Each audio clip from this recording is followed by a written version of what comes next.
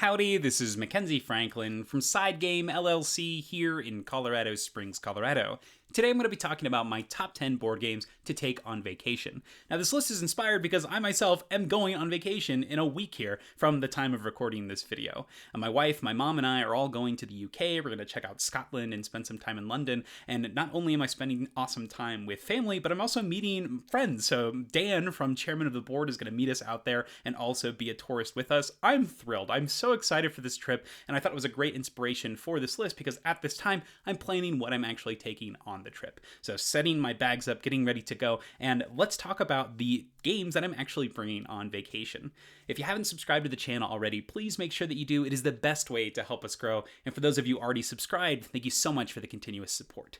Now for this list in particular, numbers 10 through 7, I don't think I'm actually going to be taking on my trip. I can't bring them all, but numbers 6 through 1, I'm actually going to be taking. So quite excited for these, and then I'll show you the size of it all afterwards. And another thing to consider when we're talking about these games is the fact that not only are they going to be generally smaller games for packing wise, but they're also going to be small in table space. I want a good variety of games that are going to be able to be played while I'm actually traveling, so on the plane on those small little tray tables. And so I think that's something to keep in mind when you bring these smaller games. Yes, the box is tiny, but what's the actual game space look like? How much table space is it taking? And is it going to be something that you can actually use no matter where you are? So I think that's very important to think about when talking about good vacation or travel games. So without further ado, let's go ahead and start the list with number 10.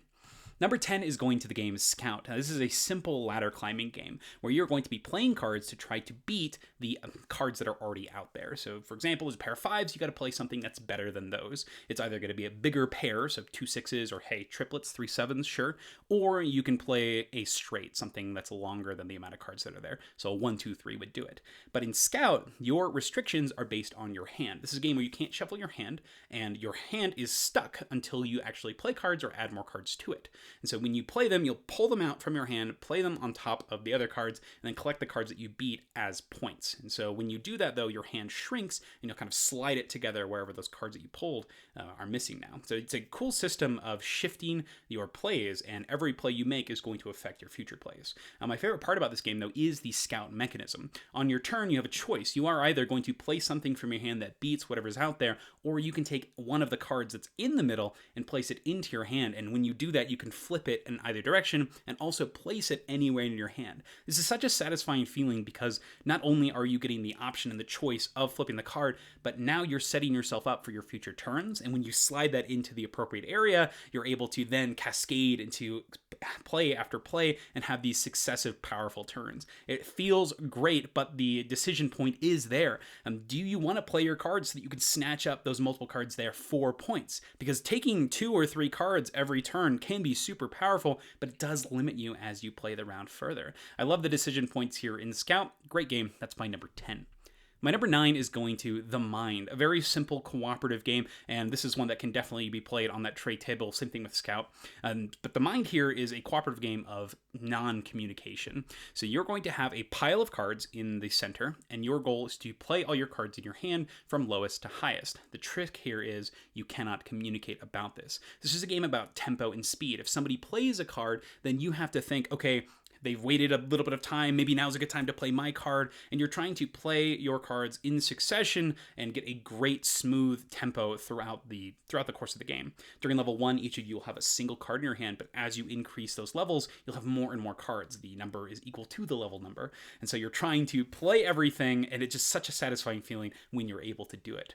My favorite thing about this game, though, have to be the items in the game. You have lives, which means you have room for error, and you can strategically use those to gain information or to take risky plays. And then you also have the shurikens, where everybody can raise their hand when they're playing, and if you do, everyone discards their lowest card, which can also get you information about what cards are actually safe to play.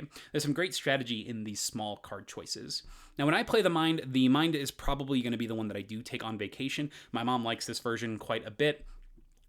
She enjoys the simplicity of it, but also that you do have to work together and be engaged in the experience. But the one that I really like playing is the Mind Extreme. It adds a couple of small twists to the game. One in particular is that you have two piles instead of one pile. One goes up and one goes down, and then based on the level, you may have to be placing some of these cards in the different stacks upside down. So there's some uncertainty, and you really have to read into the tempo and be really in sync with your partner. So I really like the Mind Extreme. Good game, but the Mind is also a fantastic one. A great one that you should definitely give a try if you haven't. My number 8 is going to Rove, Results-Oriented Versatile Explorer. This is a button-shy game where you have a small wallet, but the game spread is a little bit on the larger side. You can definitely shrink it down by just kind of bringing the cards together, but I think this one definitely is maybe not tray table appropriate. So that's basically why it missed out on this list, just because it does take a little bit more table space, but the portability is definitely there. But Rove is a cool combination of a lot of different button shy mechanisms. You're going to have this grid of cards that you're trying to arrange in order to match these patterns on these cards on the left here. So if you have that pattern, then you score that card, and you also get to draw a card. I believe it's just one card. I'd probably have to look really quick, but you draw a card, and that's how you're progressing your game state. You're constantly trying to set up your board so you can get objectives and move on to the next one, and that's going to add new cards into your hand. But my favorite part about this game, though, has to be the actual action cards and the way you move things around. So on your turn, you're going to be playing these cards with energy in your hand, and each of those energies represents steps that you can move the cards on the board. However, if when you play the card, you're matching the pattern that's pictured in the middle here, you get the bigger version of the card that you've just played. And so you have a bunch of these action cards with mini objectives that you're trying to complete based on placement bonuses that you can also use to reach your other objectives. And then to tie into that, each of the pattern cards that's on the board there, all these colored cards, they also have one-time effects that you can use by flipping them over. So you're trying to min-max not only your current situation, but also think long-term on how you can reach each of these objectives the best way possible. You're not given every single bit of information at the beginning of the game, which I really like. You have to be adaptive in the way that you are playing and progressing. So I think this is a very strong point for this game. And I also love that you're getting those constant objectives. The expansions for this game are also pretty interesting. You'll have action cards with different bonuses for satisfying them. Some of them even let you refresh the one-time powers of these cards in the center, which is going to encourage you to use them even more, which I love. I love the games where you get powers and you are encouraged to use them. So that's Rove, my number 8. My number 7 goes to Sprawlopolis, another button-shy game here. You'll notice a trend. There's going to be a lot of these on this list.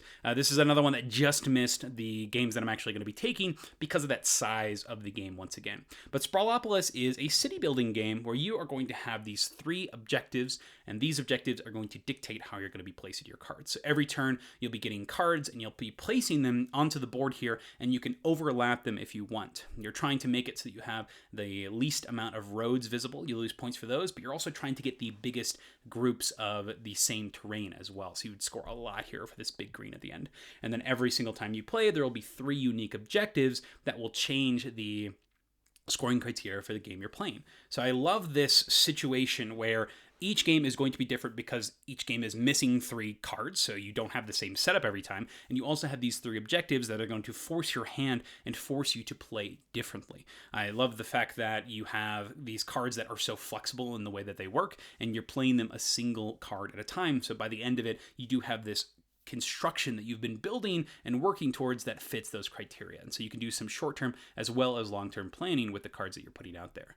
Now, one of my preferred ways to play this is actually with its expansion, Agropolis. It's another version of the game, basically, but it introduces some more interesting scoring, in my opinion. You have these animals that are printed on the cards with things like chickens and pigs, and that's another thing to be aware of, but I think that the scoring is a bit more interesting because of that. So this is one that I enjoy. There's also a third version, Naturopolis. It's not quite out yet, but I do think that maybe you can get a print and play of it right now. You can purchase it, print it out. So there's lots of different ways and different themes that you can engage with in Sprawlopolis. So another great game from Button Shy Games, my number 7. I didn't talk about my favorite thing about this game. My favorite thing is definitely the scoring cards themselves. I think they're super interesting. And as mentioned before, the Agropolis ones incorporate the facets and the features on the card as well. So lots of things to love here.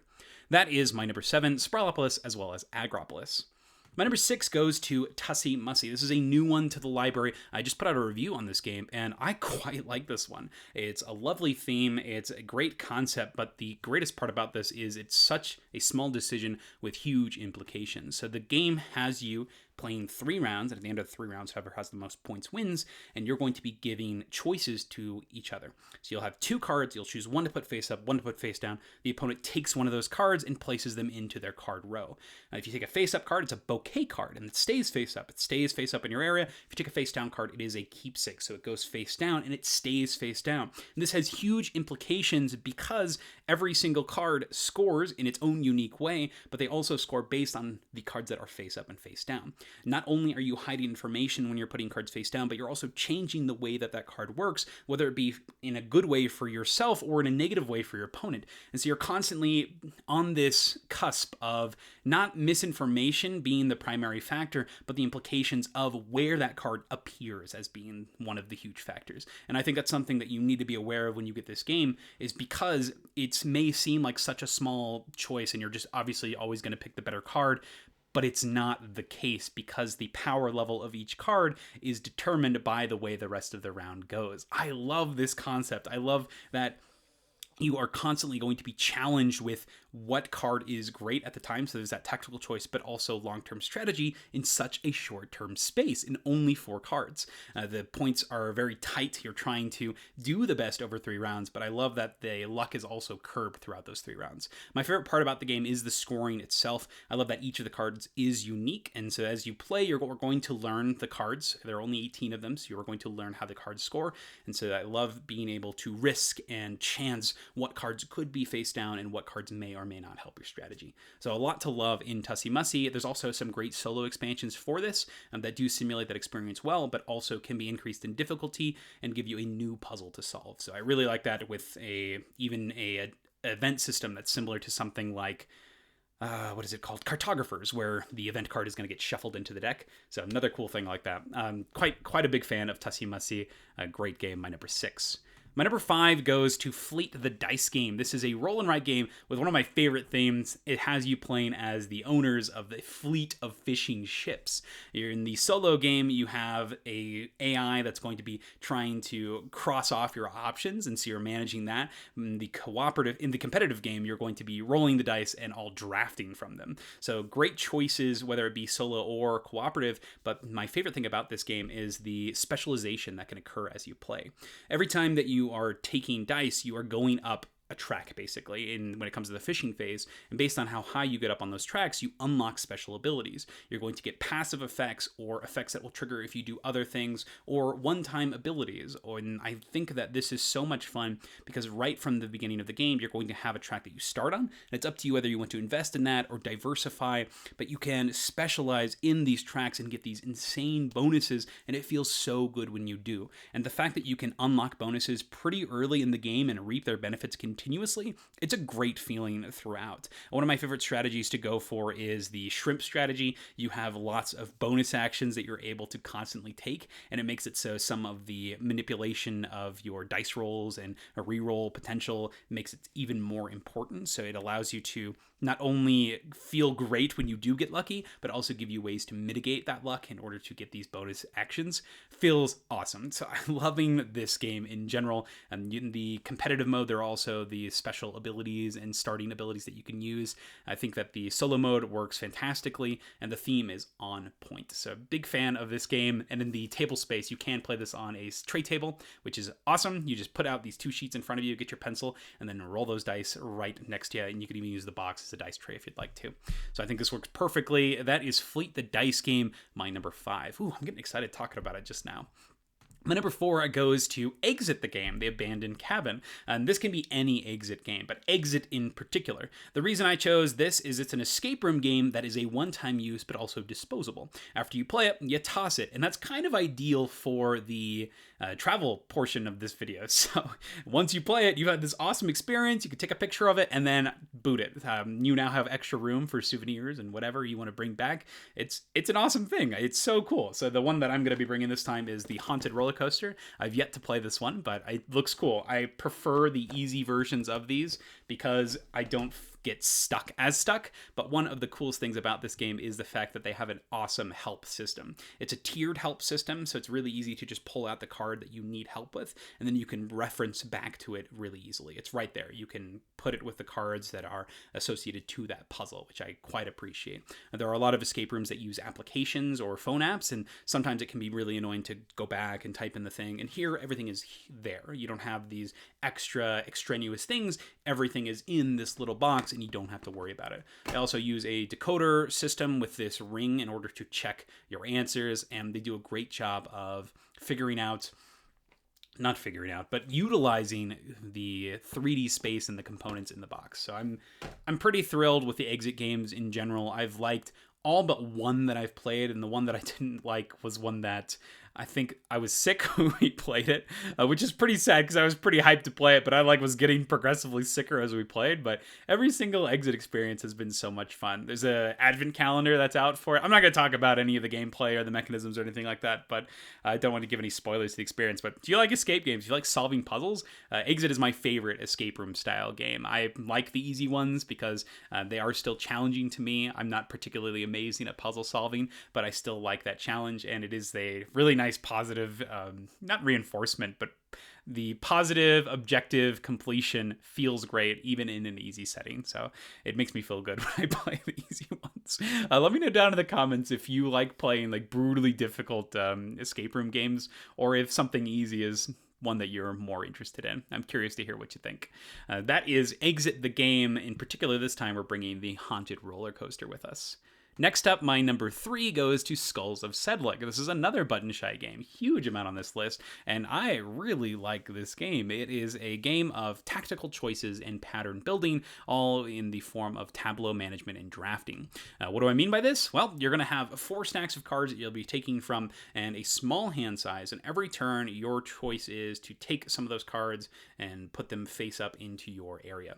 And so this area is going to be built from the bottom up, and when you play these cards, they are stuck there. And so those cards that are actually on the board are going to score based on their relation to everything else. You'll have some cards that score based on the pairs that you can make, some based on their adjacency, and then my favorite cards are the royals, these purple cards that score for everything underneath them. And there are also cards that score based on the levels, so a lot of small things to think about. There are also several expansions for this game that are going to give you new skulls that get added to the game, and a solo expansion that gives you not only this personal tableau that you're working on, but a secondary tableau that you're also trying to manage your cards in. And it's also going to give you objectives that change the way that your skulls score, which is awesome because now you have so many different ways to play this single set of original cards as opposed to needing to replace skulls for variability. And the competitive game and the solo game work wonderfully. I think that the only issue for this one is also going to be the table space, but I think with the competitive version, it is quite easy to actually assemble it and use a tray top table for the game. So I think that for the solo mode, probably not going to work on the plane, but for that competitive game, I think it'll work wonderfully, particularly in the 2 or 3 player setting. So that is the Skulls of Sedlec. Excited for this one. I like this one a lot. I also reviewed this with the Tussie Mussie review. For more thoughts, go check out that video, but big fan of Skulls of Sedlec. We got the rest of the expansions, so I'm excited. They should be here tomorrow, maybe Tuesday. Sorry, not Tuesday. They should be here tomorrow or Saturday. Today is Friday. They should be here soon, and so I'm excited to bring them with and try out all the expansions as well.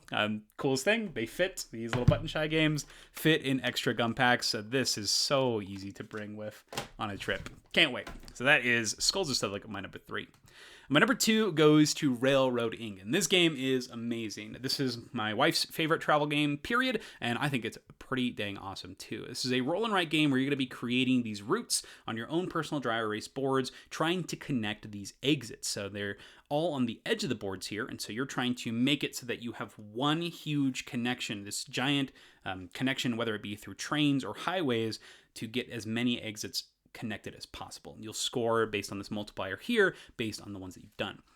You'll have these dice that are rolled every single time, and you'll be using those to draw onto your personal board. Now, in addition to that, you also may be including expansion dice. For example, this one here has the forest, so you're able to use these green dice. That's why they've drawn them there with their little cute little trees. And so you're trying to put them in an area to maximize your score, not just for those connections, but also through variable scoring. There's going to be these objectives that are constantly things that you're going to be pursuing based on your placements. This is actually my favorite thing about Railroading Challenge is the challenges, because originally the game itself is fine. Like you're making these routes, obviously you're going to try to do it as efficiently as possible, but these goals push you in a direction where you're going to be making some really wonky plays to try to reach these goals first, because if you do, you get more points for it. So it is more beneficial for you to rush out for these objectives, but while doing that, you may be making terrible plays with your placements, because all of a sudden you've rushed to complete this goal, but the carnage that you've left behind to do so has put you in a bind, and now every decision you make has to be correcting or smoothing out the rugged path that you've taken in order to reach these. You might put just one beeline huge road out to complete one objective, and all of a sudden you have to work your way backwards to stop it. I love that feeling, and when you're able to do it, it's so gratifying to get the biggest points on all the objectives, as well as connecting all those exits and cleaning up your exits, because you're trying to make sure that you don't have roads that lead to nowhere, similar to Sprawlopolis. Oh, what a great feeling. I'm excited thinking about it. This is so good. Another cool thing about Railroad Inc., I mentioned the expansions earlier. There's a lot of different expansions that you can pick from, and we've actually fit all of the Railroad Inc. boxes here into just these 2 boxes. So everything will fit in 2 boxes that you need for up to 8 players, which is crazy. All of the different dice are just on the bottom of one of the boxes, and then the sheets and the pens are in the others, and some of the cards for the layouts. I do want to highlight, though, my favorite expansion for the game is the Eldritch expansion.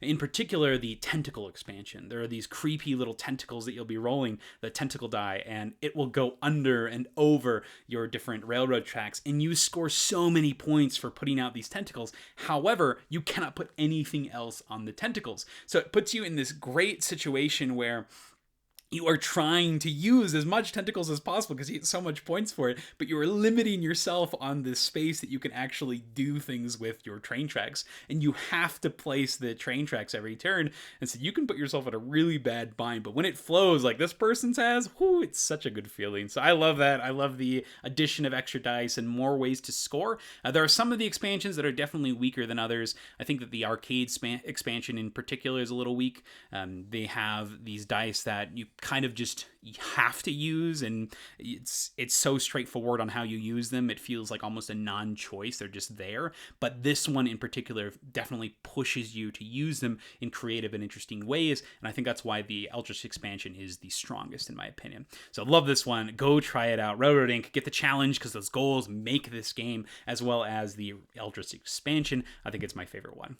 And that brings us to my number 1. That's Pretty Clever. That's Pretty Clever is my favorite series of roll and write games. It is so much fun. It's just soothing at this point to me. I pull it out, I roll the dice, and it's just so gratifying to just get showered in bonuses over and over again, to get these small little tickets of boxes and to score well on different tracks. It is such a basic game in the sense you have a set of dice that you're going to be rolling. You roll them up and you pick one of those dice that you want to use on one of the 5 mini games on the board, with the white one being wild.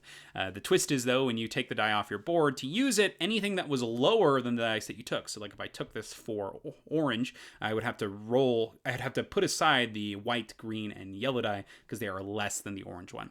And then you'll roll whatever's left. So you're choosing between taking big numbers and getting less options later, or taking weaker numbers and getting more options later. So you'll be taking 3 dice in your turn. So you're trying to maximize the amount of choice and the amount of dice that you get to take, but also the power of the dice in the minigame. And some of these minigames require you to have specific numbers to actually be useful.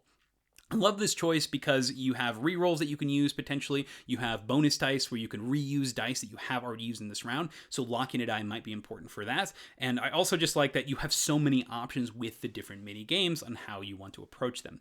Now, there's so many different versions of Ganz Clever, but one of the cool things that I found recently are the challenge versions. What they do is they add entirely new sheets to the game for your pre-existing mini games and pre-existing dice. So they essentially move a lot of the bonuses around. They'll move some of the systems, and they make for a brand new experience, but with the same exact rule set. I love this. This is one of the best things that you can do for games like this. We see this in things like Terraforming Mars, where all they do is add a new map, and it's amazing. Like, those are my favorite expansions for Terraforming Mars, aside from Prelude. But in here, this is brilliant, and there are even some files on BGG where you can use the sheet from this version and make sure that it matches the colors of the original Ganshan Clever. So that way, when you leave, you only have to bring a single box, but you've got all of this potential. My recommendation is to make it so you can laminate some of the sheets and then just bring them all in one box, and you don't have to worry about having these different boxes. There's so many different versions of That's Pretty Clever, but they all retain my favorite thing about it, and that is the combo nature of it. As you can see on this score sheet here, there are these little bonuses on the bottom, and each of these bonuses, when you complete that box, will give you an ability in another minigame. So you're not just focusing on one thing, but focusing on all, and this leads to turns where one thing unlocks another thing, and it's such a gratifying experience. I love the risk of the re-rolling. I love the risk of taking strong dice and losing the options, and it permeates the entire experience because you are building ultimately up to that giant turn, and when it hits, it hits. Getting that 5-star rating every so often is such an exhilarating experience, and I love the different types of minigames that come in the 3 different versions. There's the That's Pretty Clever, Ganshan Clever, there is Dopplet So Clever, and then there is Clever Cubed. I really like Clever Cubed. I think it's my favorite one out of all of them. There is I'll show you here on the sheet here on this extra one, there's a cool bonus that you can get where you can set dice to specific numbers, which is awesome, but that also means that the mini games are going to be requiring specific numbers. So there's a lot of challenge here in trying to time numbers at specific times, and I love that. I think it's so much fun, and it's a really cool implementation of the Ganshan system with more restrictions, but more ways to mitigate those restrictions and make it work in that setting. I'm excited to play more of this, and this is actually the first time that I'll be using this board, and I can't wait to print it out. Let's do it. I'm so pumped. Let's go. That is Ganshan Clever, Clever Cube, Dopplet So Clever, and there's even a new one coming out soon, Clever Forever. Can't wait. But that's it. Those are the games that I'm going to be taking on my trip, and I'll show you the exact 6 that I'll be taking in a smaller fashion here. So this is, I'm acting like they're heavy. They're really not. So these are the games that we're taking on our trip. We got Fleet, the That's Pretty Clever series, Railroad Inc. We've got Skulls of Sedlec, Tussie Mussie, and one exit game. I'm not sure if I will bring Fleet, the dice game. It is the biggest out of all of these. But it's so good, and just talking about it now made me super excited. I want to go fishing, and the theme is lovely. Another thing that just came in the mail is Spire's End. I was looking, and it looks like it does take a lot of table space, so may not bring this one with, but it's about the size of this microphone, so it's quite a small box. Very tiny. My head for reference. I like the Spire's End Hildegard, but this package is a lot smaller. Maybe this will be a good one to take too. I don't know yet, so that's why I didn't put it as an honorable mention or anything like that. I'll give it a try before we go and see if it does make the cut. But those are my top 10 vacation board games I take on vacation. The games that I am actually taking on a trip are Tussie Mussie, Fleet the Dice Game, Exit the Game, Skulls of Sedlec, Railroad Inc., and That's Pretty Clever. Well, I'm curious, what are the games that you would take on vacation when you're going? Are you going anywhere during this holiday season? Are you staying in town? What sort of things are you doing with friends and family? I'd love to hear what you think. Thank you so much for watching SideGame Strong.